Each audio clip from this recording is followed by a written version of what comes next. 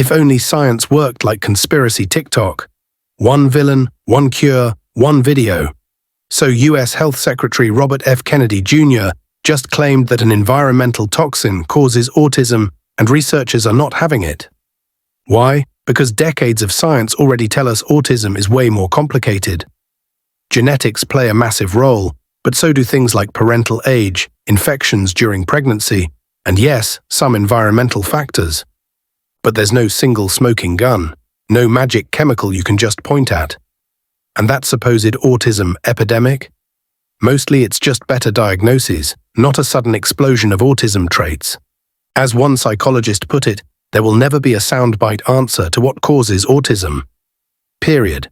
A massive study in Taiwan tracked nearly 25,000 people for years and found something terrifying. Every extra 1.3 degrees Celsius of heat exposure sped up your biological clock by about a week to 10 days. That's the same aging hit as being a smoker or a heavy drinker. Let that sink in. Simply baking in repeated heat waves is enough to make your body think it's older than it really is. And while that number sounds tiny, stack it up year after year, and suddenly climate change isn't just about melting ice caps, it's literally fast-forwarding your life. Scientists say this isn't just a personal risk, it's a global one. So yeah, the sun basically just put Botox out of business. Translation: the planet is aging us like spoiled milk. Even bees are out here arguing about carbs versus protein like it's a gym Reddit thread. Turns out wild bees aren't just buzzing randomly from flower to flower, they're actually picky eaters. After 8 years of studying bumblebees, ecologists found that these little guys fall into two foodie camps. Some prefer pollen that's high in carbs and fat, but low in protein, basically bee junk food. Others go for high-protein, low-carb meals, the bee version of keto. And here's the wild part. As their colonies grow, individual bees switch up their diets depending on what their hive needs. So yeah, bees aren't just pollinators, they're meal prep influencers with wings. 9 million years ago, nature basically said, "Screw it, let's make a super veggie." Scientists just uncovered a scandal in plant history. Turns out potatoes and tomatoes had a wild hybrid hookup about 9 million years ago. By analyzing the DNA of hundreds of modern potatoes and their wild cousins, researchers found tomato genes sneaking into potato genomes, plus a plant group called E. tuberosum in the mix.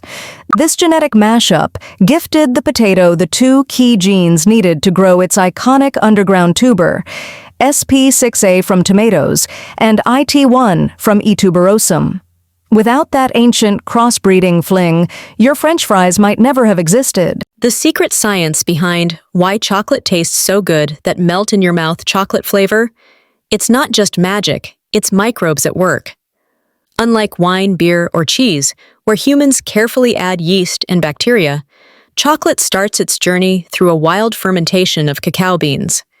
Researchers just discovered that pH, temperature, and which microbes show up can drastically change the taste of the final chocolate. A panel of expert tasters confirmed that these invisible microbial chefs are the true flavor makers.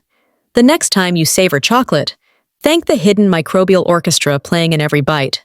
Your gut might be shaping your mind and even your mood. Preliminary research suggests that the gut microbiome could play a major role in mental health, including depression and anxiety. In one striking 2016 experiment, scientists transplanted gut bacteria from people with depression into rodents, and the animals began showing depression-like behaviors. It's not how we used to think about mental illness, says psychiatrist Valerie Taylor, noting the shock of treating depression as something that could be transferred like an infection. Researchers are now probing the gut-brain axis through the immune system, the vagus nerve, and the enteric nervous system to understand how probiotics, diet, or even fecal transplants might transform mental health treatment. Half the world's countries are now below the population replacement rate, and the consequences could reshape economies and societies forever. In more than 50% of nations, fertility rates have dropped below the 2.1 threshold needed to keep populations steady. Why? Access to contraception, rising living costs, and career pressures that make family planning harder than ever.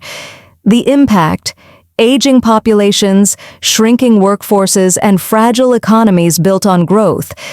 Experts warn that the real crisis isn't just fewer babies, it's the broken systems and institutions that prevent people from having the families they want. The solution isn't forcing births, but creating policies that support parenting, gender equity, and true reproductive choice. Imagine bragging about acing an exam that you helped write. That's AI right now.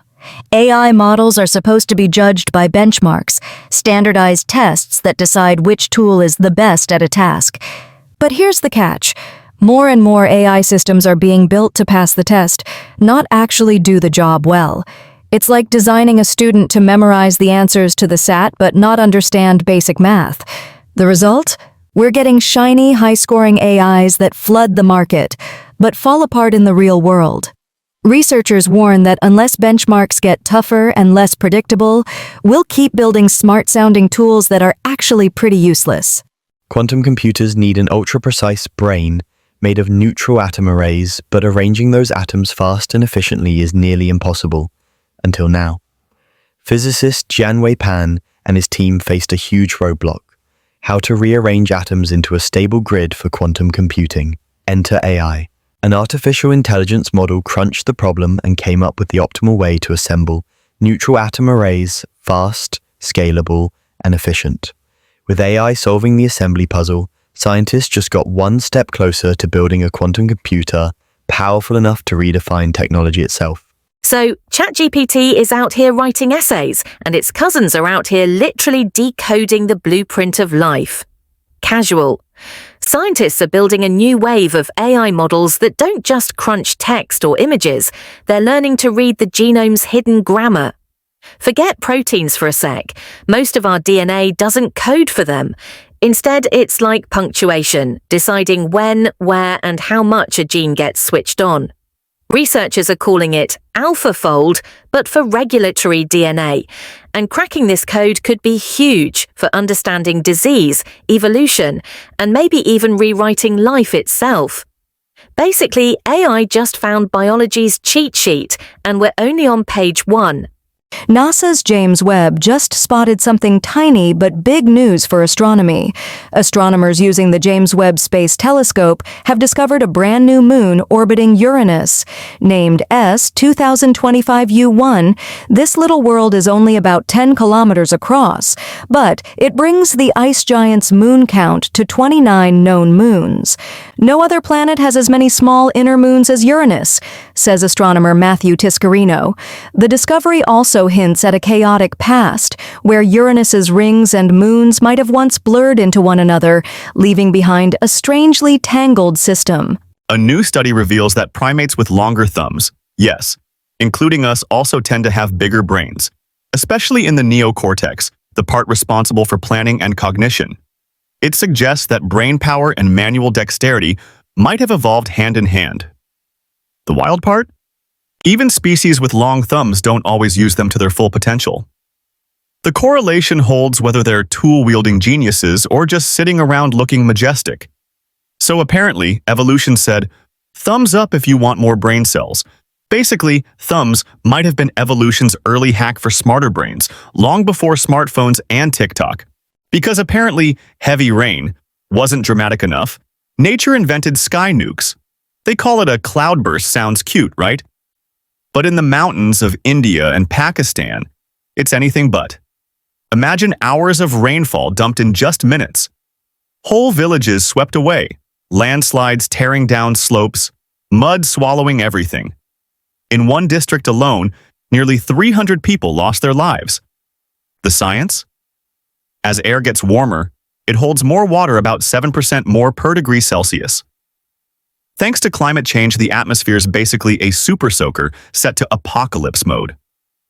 These storms aren't just weather, they're climate grenades. Forget the jungle vibes. Your great-great-great-grand-monkey might have been a snow survivor. For decades, textbooks said primates, our distant ancestors, first thrived in lush, tropical forests. But new research is flipping that story upside down.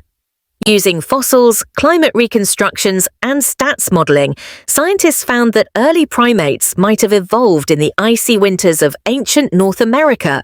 Yep, our furry forebears weren't sipping coconuts in the jungle.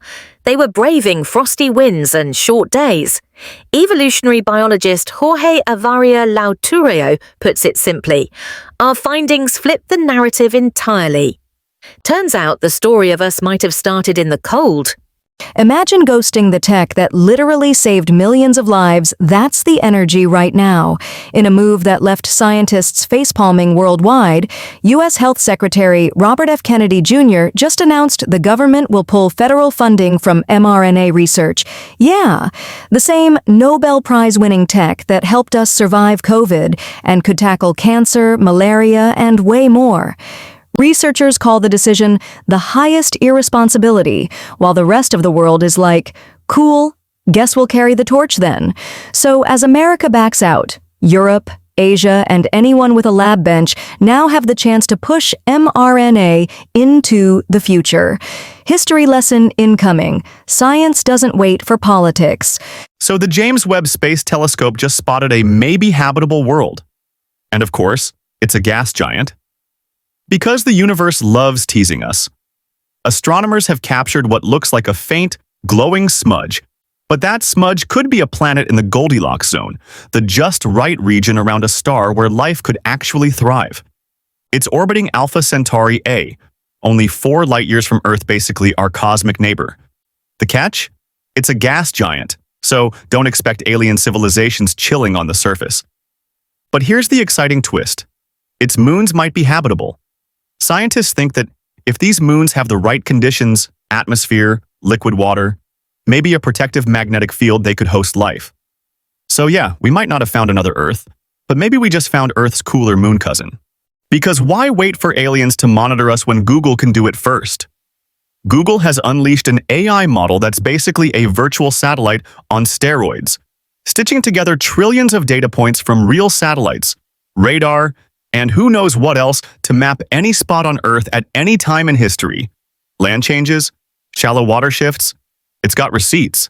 The tech world is drooling, but scientists are throwing side-eye, demanding to know exactly how this thing was tested. The catch? The maps look shiny, but you'll still have to do your own homework to verify them. Translation.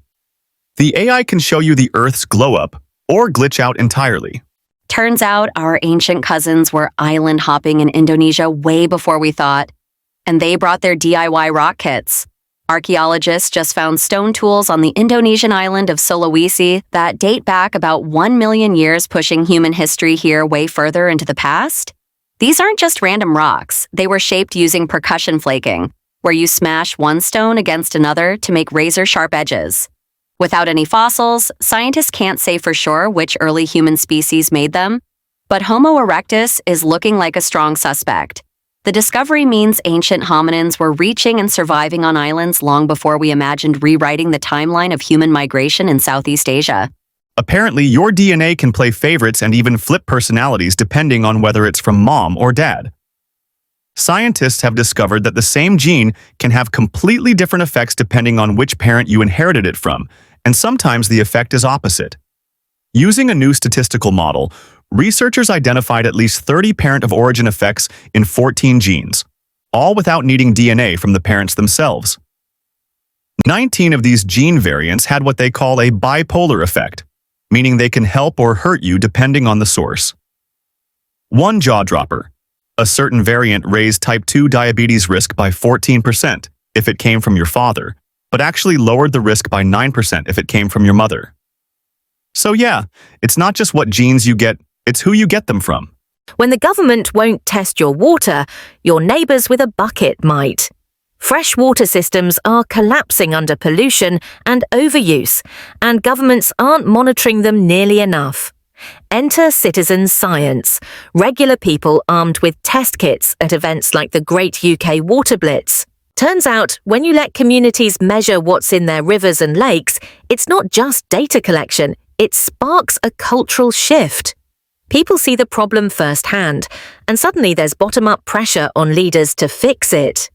As one expert put it, citizen science, when properly funded, isn't just science. It's activism with receipts. Imagine surviving by literally turning poison into body glitter. Deep on the Pacific seafloor, in the middle of boiling hydrothermal vents, lives a worm with the ultimate survival hack. Paralvanella hesleri is basically swimming in toxins like arsenic and sulfide, both deadly on their own. But this worm, it absorbs arsenic into its skin, lets it react with sulfide, and boom, it makes orpiment, a bright yellow mineral that's less toxic than the raw poisons. Sure, it's still dangerous, but compared to the alternatives, it's like choosing diet death over full sugar death. The bonus? That chemical shield makes the worm glow a sunny yellow in an otherwise pitch-black world. Nature didn't just give it armor, it gave it drip. Turns out, your brain might just need a sprinkle of lithium to roll back the clock, at least if you're a mouse. Scientists have found that topping up the brain's natural lithium levels could protect against and even reverse Alzheimer's disease in mice. They discovered that both human brain tissue and mice with Alzheimer's show a drop in lithium, which is linked to memory loss and those nasty protein buildups, amyloid plaques and tau tangles.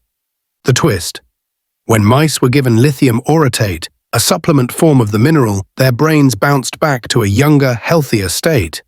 The plaques and tangles shrank, and their memory actually improved. It's still early days for humans, but for now this is one Alzheimer's breakthrough that has scientists paying very close attention. Because why write about history when you can live it? Blisters, seasickness and all? Meet the archaeology PhD student who basically turned his degree into a 3-year Viking cosplay minus the pillaging. Since 2021, he's hopped aboard 9 painstakingly recreated Viking-age ships, making 26 coastal voyages through Norway. While most research focuses on where Vikings started and ended their journeys, Jarrett wanted the messy middle, the waves, the weather, and the awkward teamwork on cramped decks. With students and volunteers as crew, he rowed, sailed, and froze his way into understanding what life at sea was actually like for Viking traders. One splash at a time. The U.S. just dropped a climate report claiming global warming isn't that bad economically, and scientists are like, absolutely not.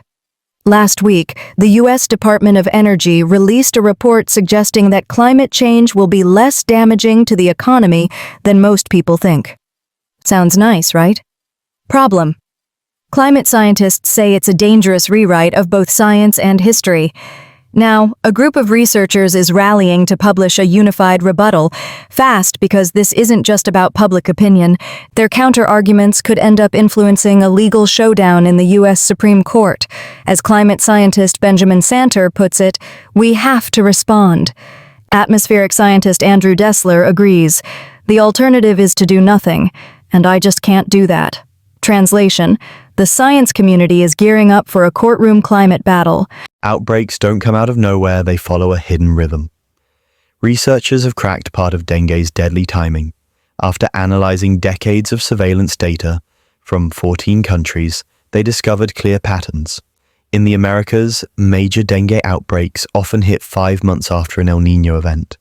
On a local scale, outbreaks usually arrive 3 months after peak summer heat and 1 month after peak rainfall. Last year alone, the region saw a record-breaking 13 million cases, making this predictive power vital for saving lives. With climate change altering weather extremes, spotting dengue's early warning signs could mean the difference between containment and catastrophe.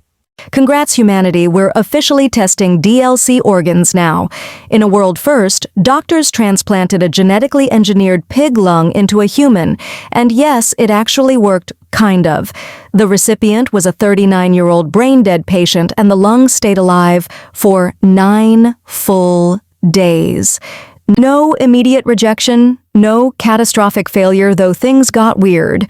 Within 24 hours, the lung started swelling, some tissue suffocated from oxygen loss, and antibodies began attacking it. But by day 9, those attacks had slowed down. The experiment ended there, but the takeaway is clear. We're inching closer to farm-to-human organ replacements. Forget bacon. Pigs might literally be saving lives next. Some people panic over algebra homework. Others casually destroy decades-old theorems before prom. Meet Hannah Cairo, the 17-year-old who just obliterated the Mizo-Hata-Takuchi conjecture, a math puzzle that's been mocking experts for 40 years. She started taking university-level classes at UC Berkeley when she was 14. Working with mathematician Ruixiang Zhang, she cracked the problem and rewrote a piece of mathematical history. She's now heading straight to grad school, without even finishing high school. Her reaction? Basically a shrug. Mathematically, I'm like, whatever, iconic. Lose an arm, but your brain still thinks it's there. A new brain imaging study reveals something wild. Even after someone loses an arm, the brain's internal body map doesn't just vanish. Scientists expected neurons in the primary somatosensory cortex, the brain's touch map, to reorganize and take over the lost territory. But instead, the map stayed stubbornly intact. Cognitive neuroscientist Tamar Macon put it bluntly. Pretty much every neuroscientist has learnt through their textbook that the brain has the capacity for reorganization. Textbooks can be wrong. In short, the brain holds on to the memory of the missing limb long after it's gone. Imagine waking up and the sky literally drops a miniature sun on your city. Yeah, that happened. August 6, 1945, Hiroshima, Japan. In a single flash, 80,000 lives were gone. Tens of thousands more followed in the months after. Survivors known as hibakusha remember scenes straight out of hell. Burning streets, radiation sickness, and trauma that never left. Oiwa Kohei was just 13 when the bomb hit. Radiation ravaged his body for months, but the memories haunted him for life. Historians warn the hibakusha won't be with us much longer, so their stories must be recorded. Not just for history books, but so we actually learn something before we repeat it. Turns out, just get more sleep is not medical advice, it's lazy gaslighting. Scientists have cracked part of the mystery behind myalgic encephalomyelitis, also known as chronic fatigue syndrome, the life-derailing condition that leaves millions drained, dizzy, and often dismissed. In the largest genetic study yet, scanning the DNA of over 15,000 patients, researchers flagged 8 regions in the genome that could be tied to the disease. This isn't just about biology, it's validation. For decades, people with MEEFs have been told it's all in their head. Now, the data says otherwise. This is a real biomedical condition with measurable roots, not a bad mood you can nap away. So yeah, before your ancestors crawled out of the ocean, some fish was basically doing test runs. Researchers just found hundreds of fossil tracks that might belong to an ancient lungfish. And no, not your grandma. These prints look like tail, fin, even snout marks, eerily similar to modern lungfish.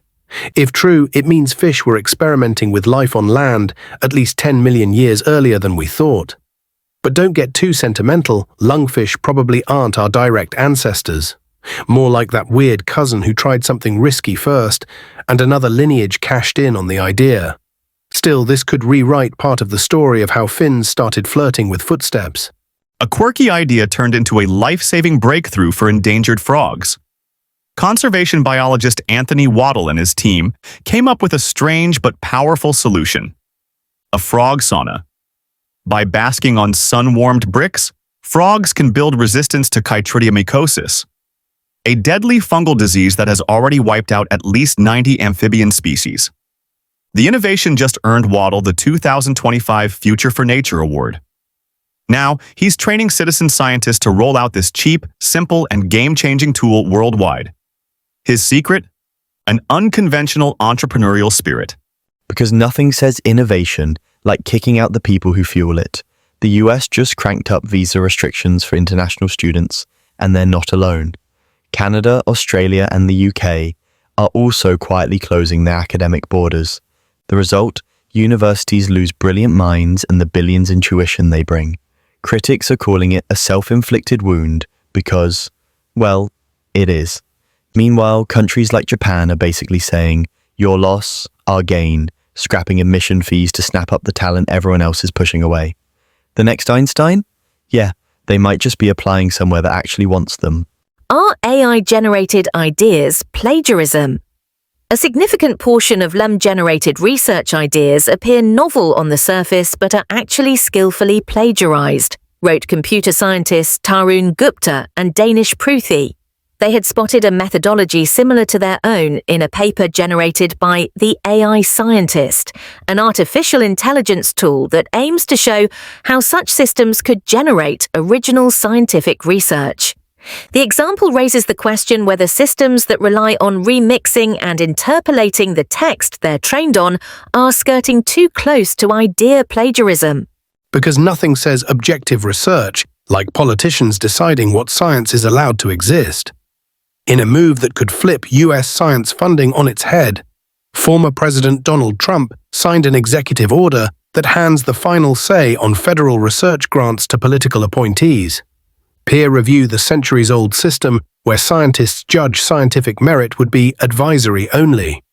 Translation: you can have all the evidence in the world, but if your work doesn't align with policy priorities or is deemed anti-American, it might not get a cent. The order even bans grants on certain topics entirely, like research seen as supporting illegal immigration. Critics warn this could politicize science to the point where truth depends on who's in office. Cheaper batteries were supposed to mean cheaper cars, but in the US that hasn't happened. Despite battery costs plummeting, the single priciest part of an electric vehicle, US EV prices remain stubbornly high. Meanwhile, in China, drivers can buy a Wuling Hongguang Mini EV for under $5,000. Why the gap? Economists aren't fully sure. It's not just manufacturing cost subsidies, policies, and market structures all play a role. Experts argue that governments should tie incentives to strict deadlines and price targets, ensuring that falling production costs actually reach consumers. Until then, American EV buyers are paying a premium for going green. This is Kokochem. Subscribe for more science updates. Thank you for watching.